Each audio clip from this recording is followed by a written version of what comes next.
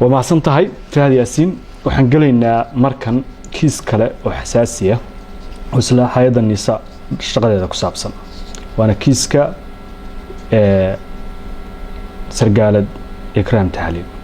وحن دونيا إن فرق كيسكاس أو مهم أو ضدك الصومالية أو دن أي إيجيان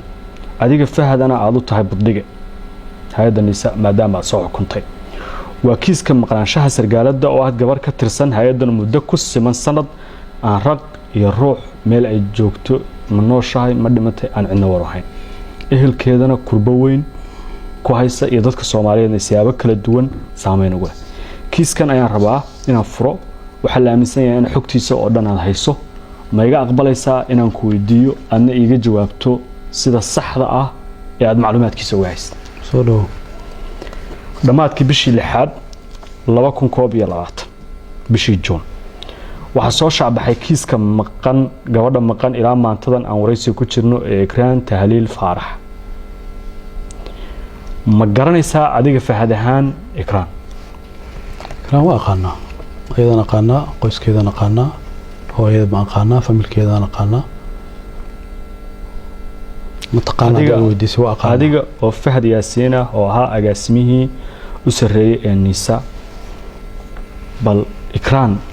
نوقع أنت تتقاند أنت هيدا أتمد وذا الشقين أنت دح مرتي هي وحي كان الحريرة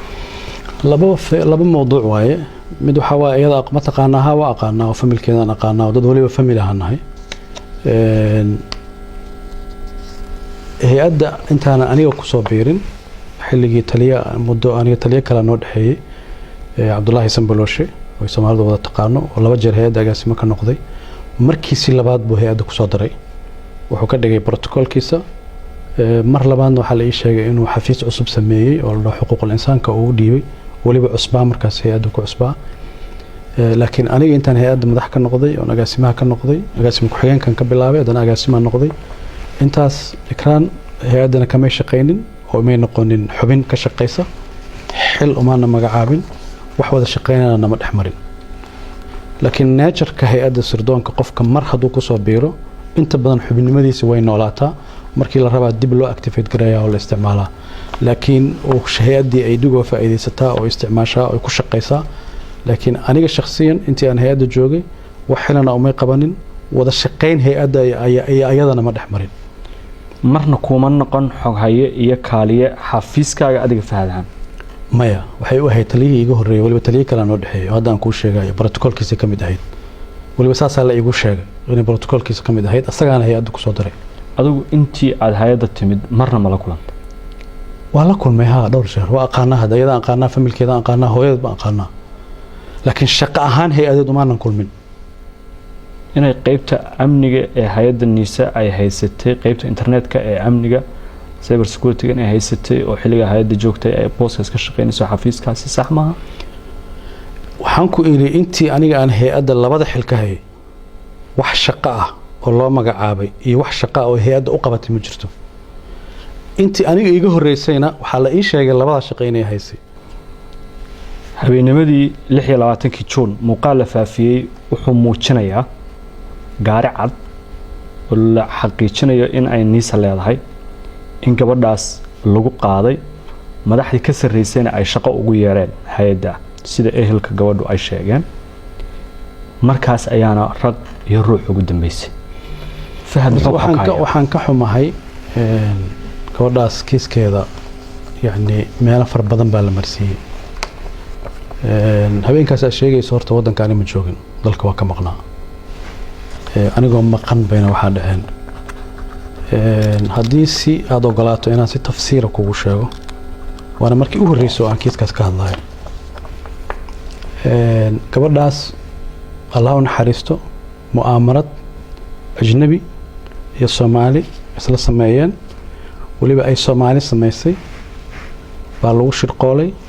waxaana looga dan lahaa in hay'adda Soomaaliyeed magaceedana lagu dilo ayadana lagu dhibaateeyo shirqoolkaas dadkii sameeyay dawladda ka tirsan bay ahaayeen hadda rabtida magacyadooda ku sheegi karaa waxaan rabaa si faahfaahsan jahad inaad iigu sharaxdid kiiska Ikraan min bilow min dhamaad adigoon waxba qaranayn magacyada dowladaha shakhsiyaadka ilaa suu ku bilowday ilaa suu ku dhamaaday waxaana ahaana dhageyste su'aalaha ka soo baxa aan wax ka weydiin waaye waa maasan tahay horta kiiskaas haddaad og tahay waxaa la diiday oo xataa nafteeda khatar loo geliyey riboodka hay-adda ay ka hayso inay golihii amniga qarankiisu maalintii loo madlay in golaha amniga qaranka la geeyo warbixintaas oo guddiga amniga qaranka la hordhigo waa maalinta aniga Jabuuti lagu xiray oo nafteeda khatar la geliyey oo nolosheeda khatar la geliyey ayada mawduuceeda markaa laga yaabo inaan ka sheekeysano hadda ma galaayo taas dantii laga lahaana waxay ahayd inaan xamar imaanin oo aan warbixintaas dhiibin taasoo kaliftay inaan dalka dib uga soo laabto oo diyaaraddii la soo celiyey oo dib loogu soo celiyey meeshii aan ka imid horta waxay ku tusinaysaa dadka mu'aamarada gabadhaas sameeyey inaysan raalli ka ahayn xogtaas inay baxdo laakiin maanta xogtii baan adiga ku siinaya fadal soo dhawow gabadhaas mu'aamaradeeda siday u bilaabatay ilaa u dhammaatay waxay shaqo u doonatay xafiiska ra'iisul wasaare maxamed xuseen roble gabadha markay shaqo xafiiska u doonatay meeshii ay sugaysa in shaqo la siiyo baa dad mu'aamarad ajnabiyana ka shaqaynayay rabay dalka inay khalkhal geliyaan baa waxay u isticmaaleen gabadha nafteeda in khatar la geliyo nolosheeda khatar la geliyo mas-uuliyadda koowaadna qofka qaadaya ra'iisul wasaare maxamed xuseen roble waa gabadha maalinta gaariga lagu soo qaadayo waxaa loo ballamiyey wasiir ku-xigeenkii warfaafinta alcadaala oo u kaxeeyey oo ku yiri ra'iisul wasaaraha shaqo ku siinayo maalmahaas ku noqnoqota xafiiska ra'iisul wasaaraha shaqo lagu siinaa lagu yiri ayadana shaqo raadis ahayd mar waxay ka fikirtay guddiga doorashada inay oo Hirshabeelle inay gasho mar waxay ka fikirtay inay xildhibaan Hirshabeelle noqoto haddana way iska daysay markii dambe xafiiska ra'iisul wasaaraha tir shaqo u doono sidii wax u dhaceen tafaasiisheeda inteeda badan ma raba hadda inaan galo laakiin intaan kuu sheegi karo waxa waaye gabadhaas gaariga lagu qaaday nin la yiraahdo xildhibaan oo la yiraahdo Mahad Salaad oo hadda rabtid feelkiisa mar kale aan furayno ama su'aalo kale ku furayno baa lala kulan siiyey asaga gaari ku qaaday gaarigii baa laga qaaday waxaa la geeyey Daar es Salaam xaafad la yiraahdo xamar ku taala oo dadka magaalada ugu ladan ay degan yihiin gurigaas laga qaaday waxaa la marsiiyey Shabeellada hoose meel jilib u dhow baa la geeyey halkaasaana lagu dilay nin la yiraahdo Mahad Karatay oo madaxda shabaabka kamid ah operation ka fuliyay oo ay xiriir dhow leeyihiin Mahad Salaad ra'iisul wasaaruhuna aweer buu ahaa wuu ka warqabay dhibaatadaas in loo geysanayana wuu ka warqabay aakhiro iyo adduun qofka gabadhaas la weydiinayo waa ra'iisul wasaare maxamed xuseen roble farsamada lagu fuliyayna alcadaala iska lahaa gacanta fulisayna Mahad Salaad waaye cidda dishayna waa al-shabaab sidaas aan kugu sheegay uu qorshahaygu ahaa inaan guddiga amniga qaranka hortooda ka sheego laakiin si aysan xogtaas u bixin waxaa la qaaday 4 talaabo hay'adda in la dhoofada shaqada laga joojiyay taliye cusub in loo magacaabo waad ogtahay in taliye cusub loo magacaabay aniga eelaboorka la igu celiyay Jabuuti anoo transida oo dawladda Jabuuti la isticmaalay oo la dhaxgalay markii aan xamar imaadayna waxaa la diiday shirka in la qabto ورئيسه وحدود إنه شركة سوق يبقله مركه هدي كيسكا أنت تلاوة ولا قاعدة وحتى جرن كرتا عدة قاعدة يسمحي كيس كانوا قاعدة سا تليه إنه بسويد هدي الربعين لبارة شقة لقى جوجي تليه كلا لما قعابة سفر كي بالود ديدي وشركة بالود ديدي وحكوا تسنى سا وحاسو أنا وحلا سمعنا يو لحاجة في نفس يعقوب وح أوجيه بجرة ووح السجق أوجيه إنه سميه ما دام أو سميه عد الله لا يعدي warbixintaas sheegi kartaan in la dagaalamo dagaalku ra'iisul wasaaraha uu waday oo hay'adda ku qaadan laba hadaf oo kala ah sumcadda hay'adda in la dilo institutionka dawladda la burburiyo oo meesha ajnabiga ay ka soo galeen oo ay rabaan hay'adda nabadgelyada iyo sirdoonka qaranka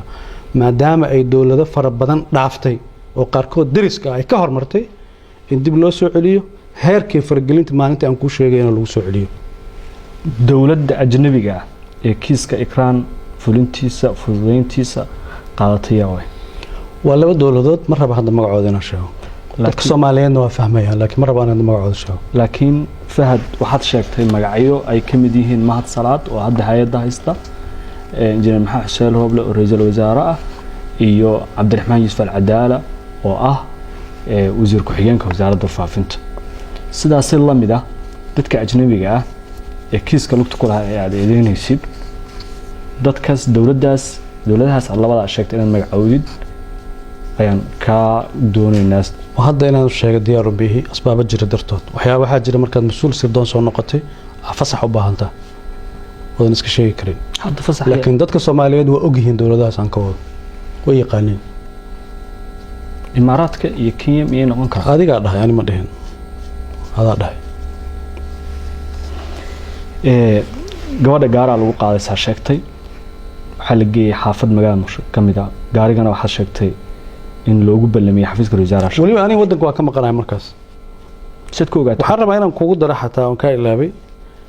dadkaas mar kastoon aniga wadan ka maqanahay mashaariic sameeyaan kiiska ikraan waxaa la alifay anoo maqan kiiska hay'adda isbedel lagu sameeyo waxaa la sameeyay anoo maqan saddex bari ka horna ma aqaan la socotay isbuucii hore gurigeyga la galay ciidankii iyo qalabkii iyo wixii yaalay baa la qaatay anoo maqan hal mar anigoo jooga waa awoodi waayay inay wax sameeyaan sid ku ogaatay xogtan dalka dad ka maqnay waa xog culus oo xasaasiya in dad mas'uuliyiin maanta ah oo mas'uuliyiin xilal sare haya oo waliba booska aad joogtay niisa sargaalka loo magacaabo mas'uulka loo magacaabay aad ku eedanayso inuu kiiska isagu wax badan aan ka ogahay intaas kaliya ma aha qal dhibaato fara badan oo amni darrada dalka ka dhacday qayb bay ka ahaayeen dadka aan ku sheegay ilaa ay gaareen xataa dariska inay dhibaato ka geystaan professor Cabdiwahaab oo Nairobi jooga ra'iisul wasaare Maxamed Xuseen Roble ka shaqeeyay oo dhaqaale ku bixiyay oo systemka dawladda Kenya iyo dad kala duwan dhaxgalay oo gaangis rabay inuu isticmaalo qorshahan wuxuu ahaa professorka in la dilo waxa la rabay in loo dilana hal shay bay ahayd maxaa dawladda Soomaaliyeed qaran Soomaaliya u difaacaysaa intaas loo dilay waliba professorka waxaan diyaar u ahay in arrintaas xogta uga baahan yahay waqti kasta uga baahan yahay ka siiyo kiiska ikraan doorka mahadsala waa hadda hay'adda niisa jooga maxay ahayd intaan ku sheegay bay ahayd haddaad rabtid kiiska gabadha intuu ku lahaa waxyaabo kala jira laakiin kiis gabadha haddaad dubtoontid intaas buu ku lahaa mu'aamarada ayaga wada sameeyay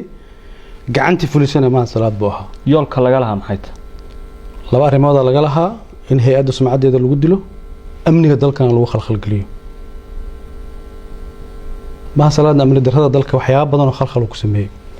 in ka badan 60 maalmood oo gabadha la baadi goobayay fahad uu gabadha shakhsiyan ehelkooda garanayay family ay ahaayeen ay garanayo ay daris iyo wax kasta ahaayeen sargaalada hay'adiisa ka tirsanna la weysanaa oo la dilay 60 maalmood ka bacdi September bilowgeedii ayaa soo saarteen war saxaafadeed aad u hooseeya luqadda loo isticmaalay oo lagu baahiyay telefishinka dawladda iyo warbaahinta dawladda oo lagu sheegay in gabadha ashaab dileen kadib ashaab maalin kadib way beeniyeen sheegashadiina ehelkii gabadhuna waxay sheegeen in ay la xariireen al-shabaab oo ay diideen inay iyagu falkaas geysteen horta al-shabaab ayaa diiday fahad inay sheegato dilka gabadha ehelkeedana waxay sheegeen markay al-shabaab la xariireen inay yiraahdeen anagu ma ogin horta waxyaabaha aan aad uga calool xumaado waxaa ka mid ah ra'iisul wasaarihii qaranka intuu maalmaha ka mid soo istaagay in asaga iyo al-shabaab isku luqad noqdeen hadda xusato wuxuu yiri hay'adda warbixinteeda ma aaminin kuma qancin taasoo macnaheedu tahay mid shabaabkan rumaystay taa laftigeeda waxay ku tusinaysaa shaki abuuraysaa qofka oo wax fahmi kara ra'iisul wasaarada dal hay'adiisa amniga warkeeda intuu u beyniyo mid al-shabaabka uu rumaysan kara familka gabadha hooyadeedani waa la fariistay markaan la fariisanayna marqaati bay lahayd waxaan u sheegay laba kalmadood waxaan ku yiri hooyo kiiskan aniga gacanta ku haya baaritaan baan wadaa khayd baan ay baxay yani xarig baa ay baxay xarigaas inta uu iga dhamaanay iga warsug laakiin hooyadii hooyay noqotay way jilacday dad siyaasiyiinna waxay damcayeen inay kiiska isticmaalaan sida la socotana kiis gabadha waa la siyaasadeeyay gacantuna ka baxay annaguna marka mar hadii waxay gacanta ka baxeen annaguna fawdadii meesha jirta inaan qayb ka noqono diyaar uma nahayn meeshii ay ku habboonayd in lagu sheegana guddiga amniga qaranka ahayd guddiga amniga qaranka inaan Soomaaliya galaab la diidayba ra'iisul wasaaraha Soomaaliya wuxuu sheegay inuu og yahay dadkii dilka dambeeyay ashego runtiisa aan maleena uu og yahay runtiis laakiin adal weedaynaya ra'iisul wasaaruhu wuxuu sheegay in uu markuu ra'iisul wasaaruhu ma oranin fahad baa ka dambeeyay horta waxa uu sheegay hal mar ma dhihin waxa uu sheegay maalintii ugu dambeysay ee Muqdisho uu ka hadlayay ee 30 Maarch ahaa in 14 xildhibaanada baarlamaanka Abriil la dhaarin doono kuwii ikraan iyo aamina dilayna halka lagu cadaalad marin doono oo laga hor istaagi doono inay cadaalad ka dhuntaan cidda kaliya ee 328 mudane baarlamaan ee gobolada laga soo doortay shahaadada loo diidayna waa Fahad Yaasin soo kama dhigna cadaaladda ra'iisul wasaaruhu raadinay ama uu sheegay inay adiga ahayd in baarlamaanka laga reebo si labada kiis aan cadaaladda uga dhumo fiiri meel fiican baa dad ka soo gelisay anuu ma rabin inaan personal ka dhigo in aniga xildhibaannimada layga xanibo waxay ku tusinaysaa ra'iisul wasaaruhu xogta aan ogahay buu wuxuu aaminay haddaan xildhibaan golaha shacabka dhex fariisto inaan wax oo dhan ka shifi doono laakiin shakhsiyadeeda ma yaqaano shakhsiyadeedu xildhibaannimada golaha shacabka dhex fadhiyo kuma jirto shakhsiyadeedaan leeyahay waa aniga maanta kuu caddaynaya oo kuu sheegaya ra'iisul wasaaraha xaaladda xasaasiga dalka jirtay baa laga yaabaa in looga aamusay laakiin dadka Soomaaliyeed oo adigu kamid tahay inta dib u dhageysato wuxuu afkiisa ka sheegay ciddii samaysay baan aqaanaa muxuu sheegay waa ciddii samaysay soo mas'uul kama saarna muxuu ugu sheegi waayay hay'adaha garsoorka muxuu ugu sheegi waayay hay'adaha amniga wuxuu yiri u fiirso hadalkiisa al-shabaab baa lacag la soo siiyo jidkay soo martay oo waday soo martay oo qofkii soo qaadan aqaanaa waa ra'iisul wasaarihii dalka mutalaabo ka qaado muu sheego sidaan hadda anigu u sheegayo muu u sheego muu ficil sameeyo maxaa u diiday laakiin ana hadda kuu sheegayo waa runtiisu wuu ogyahay cidda samaysay waana asaga iyo inta ku xeeran anaga taa dambe ma dhihi karno adiga eedayntaada waa waxaan rabaa inaan ku weydiiyo Fahad Yaasin maalin ka mid ah markii Djibouti lagu waxyiray maraan ismaqalnay markii lagu soo celiyay kadib waxaad ii sheegtay in shirka amniga qaranka aad tagi doontid warbixin halka ku dhiibi doontid maanta waqti badan ka soo wareegay maxaa dhacay oo inta dhan kiiskan heerka gaaray ee xogtiisa ee sargaalad aad garanaysid familhaan u garanaysid aad leed dadkooda dhan baan garanay qaraabada dhan baan garanay hay'adda aad madaxda u ahayd kamid ah askartaadii ama dadkii ugu dhawaa inaad tiraahdid intaas ka aamusnaatid maxaa ku kalifay mid waxa ahayd meesha institutionska dawladda aniga taliyaha nabadgelyada Soomaaliya soo noqday ka bacdan la taliyaha amniga qaranka noqday meesha ay tahay horta warbixinteeda inaan geeyo waa guddiga amniga qaranka meeshiina shirki inuu qabsoomaa laga hor istaagay wasiirka cadaaladda loo diiday inuu ka soo qayb galo wasiirka amniga loo diiday inuu ka soo qayb galo ra'iisul wasaarihi baa diiday inuu ka soo qayb galo haddii ra'iisul wasaarihi uu ka soo qayb gali waayo waxay noqonaysaa garab ka soo horjeeday oo sheekaystay buu u fasiranayaa anuna meeshaan rabay warbixinta inaan ka jeedo waxay ahayd asagoo fadhiyo inaan sheego haddii taa ay hirgeli weysay laba sababood baa jirtay mid dalka xaalad doorasho ku jiray maana rabin fulkaano kale inay qarxdo buu qarxo lambar 2 madaxda la socota madaxweyne Maxamed Abdullaahi Farmaajo wuxuu xakameeyay hay'adaha amniga ah inaysan gacan aan aamin ahayn aysan galin gacan aan aamin ahayn markaan ka wadana ra'iisul wasaare Maxamed Xuseen Roble oo rabay hay'adaha amniga inuu dhex galo taliyaasha bedelo wadanka oo dhan uu qalalaasa galiyo waxyaabihii loolanka ahaa ra'iisul wasaaruhu wuxuu ka dhigay siyaasad laakiin annaga waxay noo ahayd dalkan bal inuu taagnaado inta doorashada laga gaarayo haddii Maxamed Abdullaahi Farmaajo madaxweynaha uu soo laabtana khayr haddii kalena qofkii kale loo dhiibay uu go'aan gaaro marka haynta in la haayay baa keentay bal horta meel in lagu simo Fahad gabar dhinac gabarka ah Soomaaliyeed dhinac sargaaladka ah hay'ad ka tirsan nisa dhinac muwaadin Soomaaliyeed oo la weysan yahay xogteeda maxaa ka muhiimsan oo la sheegi lahaa bishaaro waxaan kuugu bishaaraynayaa application-ka Baysi waxa uu ka caawinayaa inaad ehelkaaga lacag u dirto adigoo jooga gurigaaga iyo goobtaada shaqada loo diraha lacagtu waxay ugu dhacaysaa telefoonkiisa gacanta Baysi waxaad ka heli kartaa App Store-ka iyo Play Store-ka hadda xogtu waa laba dhinac yaa gabadha dhibaatada dilka u geystay waa sheegnay yaa ka dambeeyana sababtan u sheegi weyna waa ku sheegay waxaan ku yiri goliyan ka sheegi la waa la diiday laakiin waxa la wooday inaad shijir ay qabto sidan oo kale hada saas institutionada dawladda ma shaqeeyaan yani qarannimada Soomaaliyeed iyo hay'adaha Soomaaliyeed waxa la fiiriyaa waxa aad sameynayso maxaa ka dhalan kara aniga inta nabad sugidda madaxda ka ahaa intaas oo file oo sensitive oo khatar ah ay soo maray waxaan ka shaqeynaya ma xakameyn kartaa ha waxa xakameyn kartaa hada xakameyn karto dadka qalqalin laakiin adan hadda ku weydiinay hadaan inta cadda soo istaagay intaan ku sheegi lahaa waxa la dhihi lahaa dawladda mucaarad target gareynaysa waa wax kale lama dhahan laakiin maanta dadkii baa qaarkood xukun ka haya saad u aragtaa maanta inaad sheegtid ma xogtaas waxaan u arkaa in la helay fursad lagu la xisaabtamo dadkii dambigaas geystay ee falkaas ku kacay Fahad Yaasin fursad baaritaan lagu sameeyo fursad xaqiiqada lagu gaaro Fahad Axmed Daahir ehelka gabadhu maxkamad bay furteen waxay maxkamadda dadka looga la qoray magacyadooda adaa kooka diyaar ma u tahay inaad maxkamad iska difaacdid waad hortagtid waxaan rabaa inaan kuu sheego su-aashaada anoo kaaga jawaabayo kiiska maxkamadda ayaa furay maxamed xuseen rooblaa furay horta iyo raggii la shaqeynayay isla maxkamaddii baa anugu ka dhagaysta iyadoo laleeyahay Fahad Yaasiin waa beri isla maxkamaddii baa tiri warqad soo saartay oo tiri Fahad shuqul kuma lahan raggii kale oo magacooda la sheegayna shuqul kuma lahan hay'adda nabad sugidana shuqul kuma lahan labada jeerna anugu idaacaddan ka dhagaystay waxaan diyaar u ahay xaqiiqadaas cid allaale iyo ciddii dembigaas geysatay in la dabagalo la maxkamadeeyo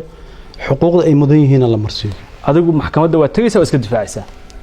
hadda maxkamadda haddii la iga yeero maba diidi karaba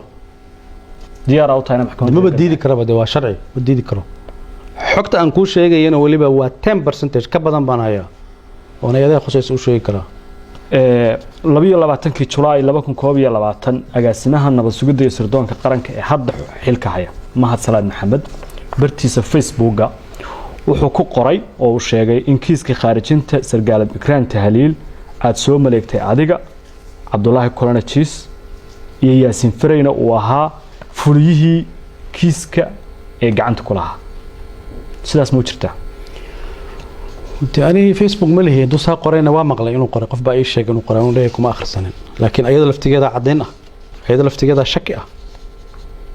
حلبان مقالة اسكت جوجا محق لي إنه ده هبل الدلي هبل الدلي هبل الدلي ما هي سردان بو شقيا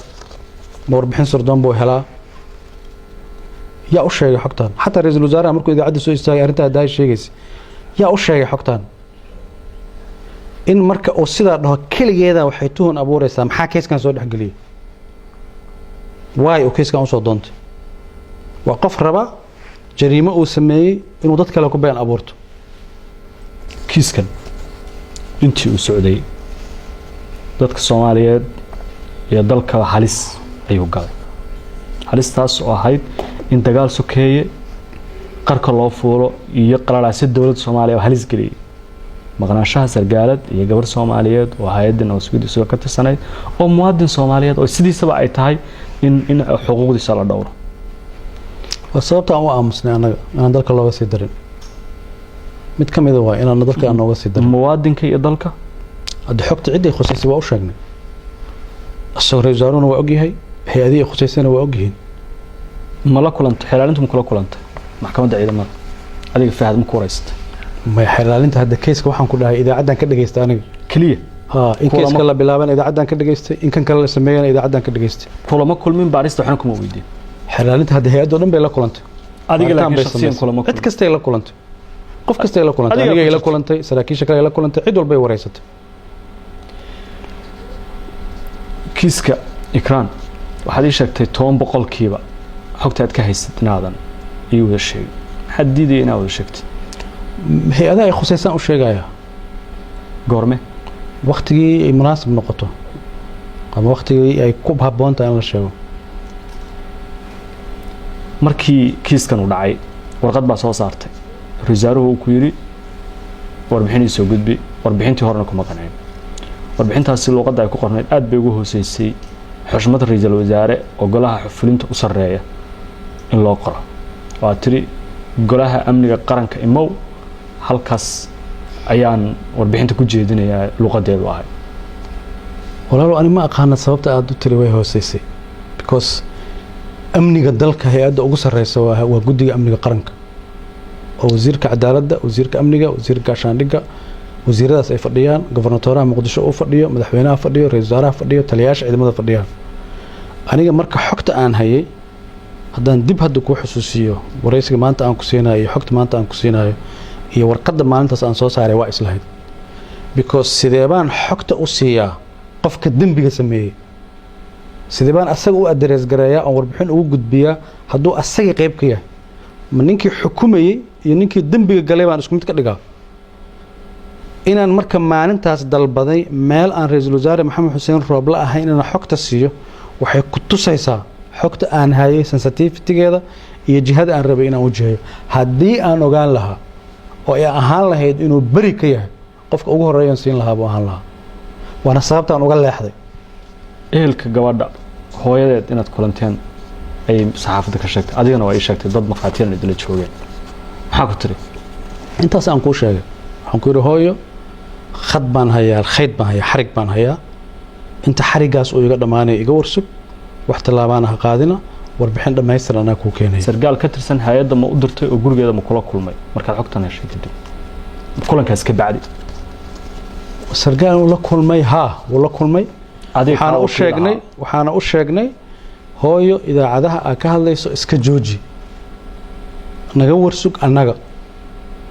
laakiin markaan aragnay hooyo inay idaacaddii istaagtay idaacaddii ka hadlayso ra-iisul wasaarihii laftigiisaba uu sii boonbooninaya warkii waxaa socday wax kale mu'aamarada aan kuu sheegayaa socotay laakiin familka uusan ka warqabin xaqiiqadan ogeyn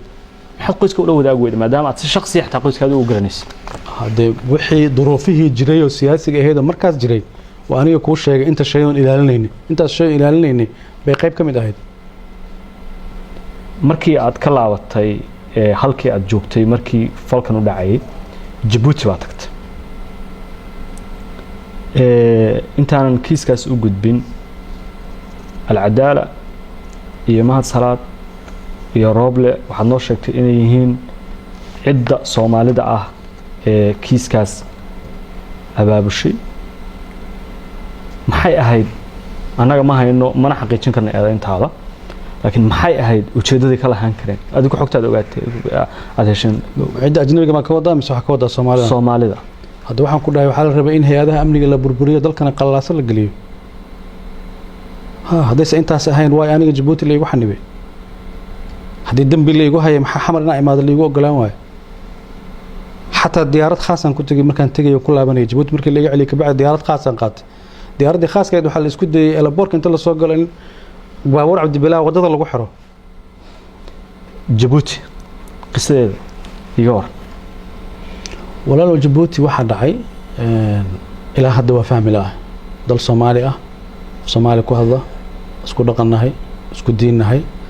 sababta beegsiga intaas la eg ay aniga iigu sameeyeen waxaan garan waayo waxaan rabaa markii u horreysay inaan kuu sheego qorshaha in la ixira ma ahayn in la ixanimo ma ahayn shirqool nafteeda lagu khatar gelinayo oo ku dhammaanaya Fahad Yaasiin waa la waayey in la sameeyo ahayd laakiin asbaabo dhacay oo aan hadda ka sheegi karo mid ka mid ah statementigii madaxtooyada ka soo baxay ee madaxweynaha jamhuuriyadda xafiiskiisa laga soo saaray ee dowladda Djibouti loogu sheegay haddii Fahad Yaasiin amnigiisa uu waxgaaro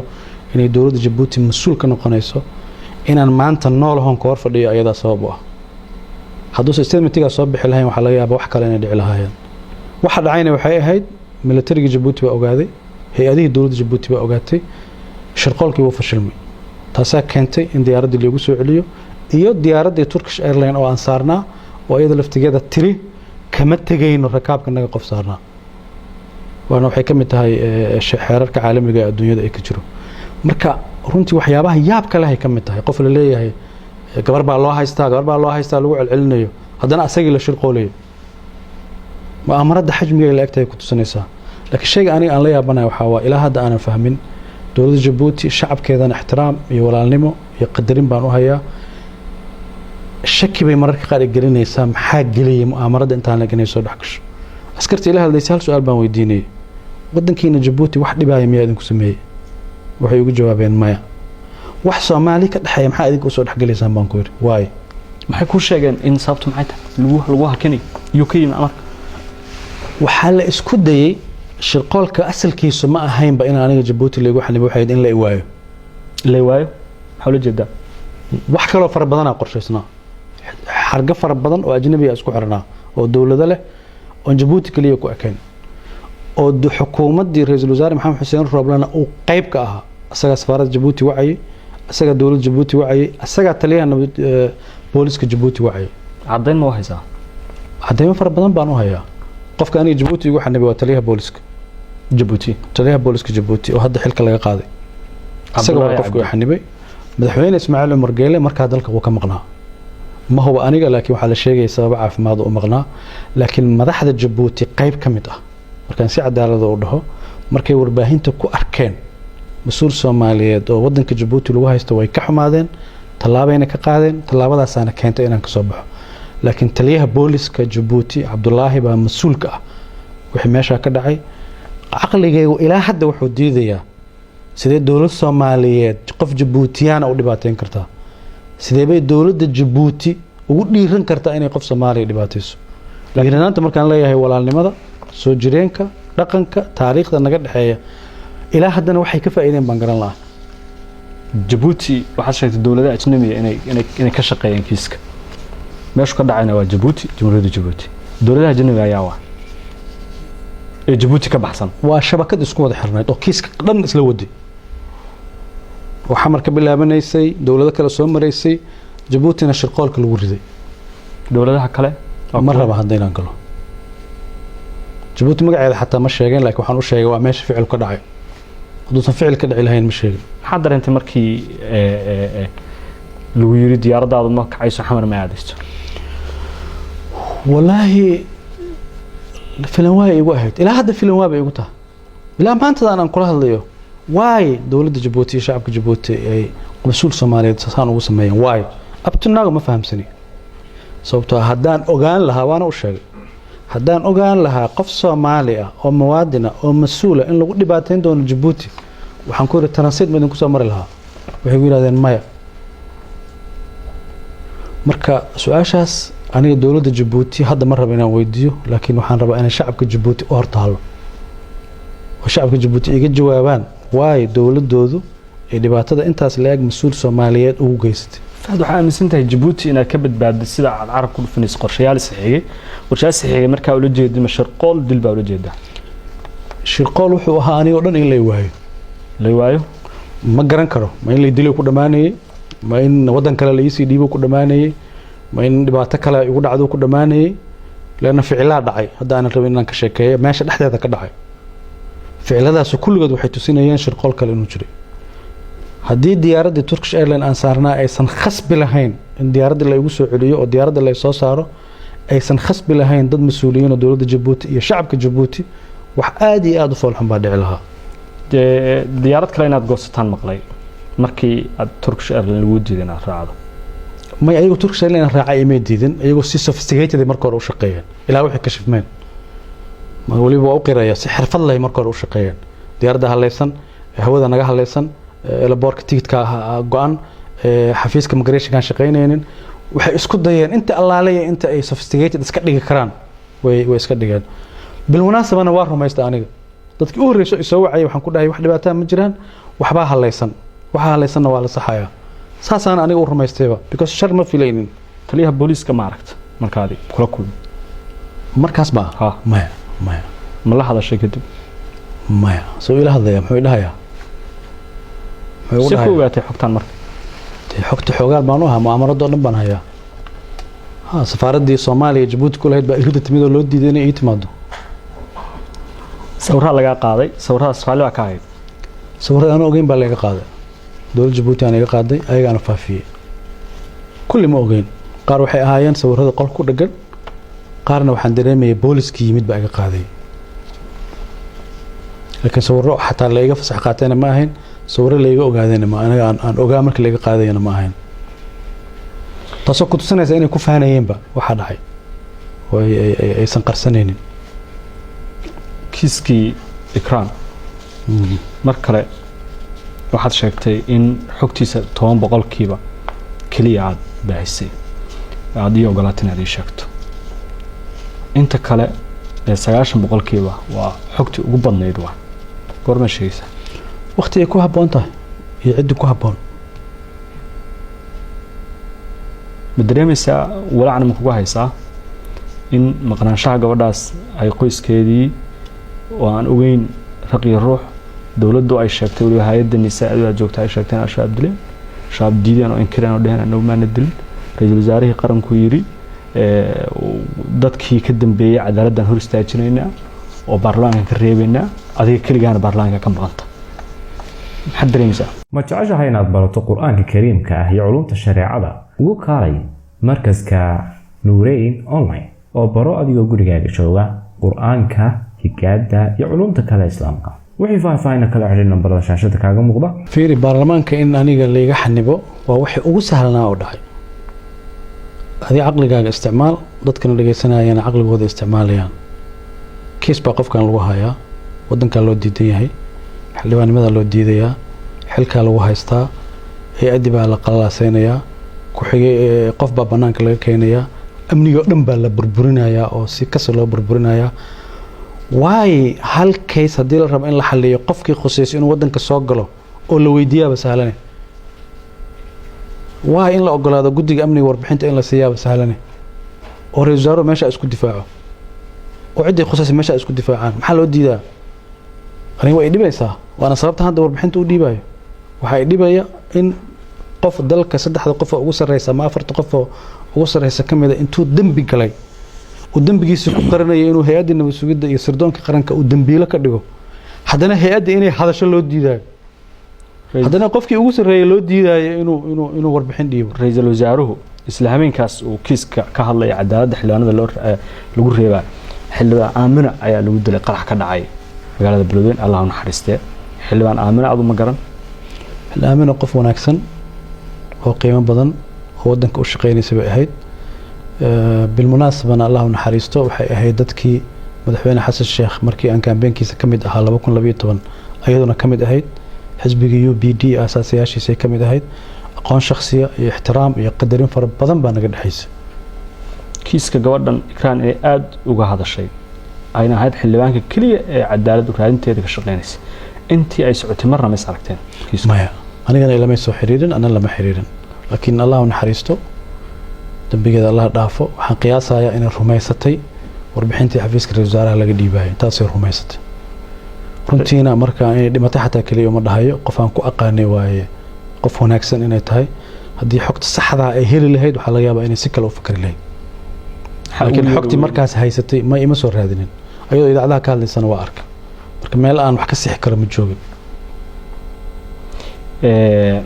dhimashadeedii iyo dilkeedii waxa lala xariirinayaa isla kiiskii Ikraan Tahliil inuu ahaa shabakad isku xiran oo arinta wadaabashay dadka lagu eedeynayna mar kale kiiska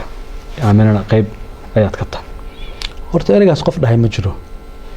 ra'iisul wasaaruhu wuxuu yiri gacantii Ikraan dishay ayaa dishay oo aan baarlamaanka ka reebi doon waa duuban tahay hadee ra'iisul wasaaruhu magac ma sheegin horta soo magac ma sheegin hay'adna ma sheegin laakiin wuxuu sheegay in tareed isaga laftirkiisu dareemayo oo isaga loo soo hanjabayo oo yaqaan telefoonadii maasajada looga soo diray cidii uu ka dareemayo muu sheegin mugta waxna waa faham waxna waa hadalka ra'iisul wasaaraha afkiisa ka yiri laakiin waxa yaab kale waxa waaye ra'iisul wasaaraha xogta intaas la eg hay'adaasiisay asaga iyo hay'adda sirdoonka xiriir ma lahayn markaas wada shaqeyn ma lahayn see ku ogaatay hay'adda ma joogin markaas hadii hay'adda laga ilaalinayaan ku yiri inuu soo dhax galaa laga ilaalinayo in la macaamalo laga ilaalinayo مدام كرايم سميه مدك إلى مركز هذه هيئة السردونك وسن حكي هلين لمبرتو حكتان أو هايستو محط لعبة وقاعد ورئيس الوزراء ذلك محو فعلو سميه واحد هدو أجي هاي عندي وحوحو يري ونوجه ومضى سماد اللي مو ذاكن تلاعب ما قاعدين وحما سمينين محي كنت سنة يعني in ra'iisul wasaarihii qaranku uu eedaa jeediyay adna maanta eedaa u jeedisid waa wax weyn marka laga hadlayo nidaamka dawladnimada maanta oo la joogo labadiina wax ilmahaysan ra'iisul wasaaruhuna waa ra'iisul wasaare xil gaarsiina ra'iisul wasaare waa xilka u hayaa ra'iisul wasaare xilka si degaya waaye adigana taliyihii hore ee madaxweynaha iyo agaasimihii hore ee niisaad qof shacaba oo waxa tahay Soomaaliyeed xogtaad bixinaysidna waa xog weyn ra'iisul wasaaraha marna isku dayday inaad kala hadashid intii khilaafkeenu u bilowday kiiska ku saabsan gabadha inaad si toos ugu sheegto ra'iisul wasaare sida ay sidaas ka dhacday mar waxaa jirtay su'aasha hadal aad iyo aad muhiim u soo xusuusiyay waan hadal marqaati leh mar waxaa jirtay madaxda qaranka ay fadhiyeen mar raba magacyada aan sheego laakiin dadkii ogaa oo dhan way joogaan ilaa 9 qof oo madaxda qaranka ah fadhiday hortooda ayuu ra'iisul wasaaruhu kitaabku maray uu yiri magaca Ilaahay waxaan ku dhaaranayaa Ikraan inuusan faahna shuqul ku lahayn niisana shuqul ku lahayn laakiin wuxuu yiri siyaasadda ay la gashay hadalka dadkii hortooda ka yiri waa nool yihiin marqaati noolna waa intii uu ka soo laabtay safarkii qadar ra'iisul wasaaruhu miya ما حسوسته مستفر كهوري مش هذا الكهوري تام حسوسته waa mahadsantahay Fahad Yaasiin kiiska sargaalad Ikraan Tahliil intaas haddaad ii ogolaatid inaan uga gudbo ayaan jeclaan lahaa waa kiis weyn 90% xogtiisii aad wali qarinaysid sida aad sheegtayna aad la sugaysid meel ku munaasaba ma garanayo meel kale oo aad geyn doontid ama aad kala hadli doontid iyo cid kale waxaan u gudbayaa nisa maanta waxaa xukuma mahad salaad waa maxay aragtida magacaabidiisa maxaad ka aaminsantahay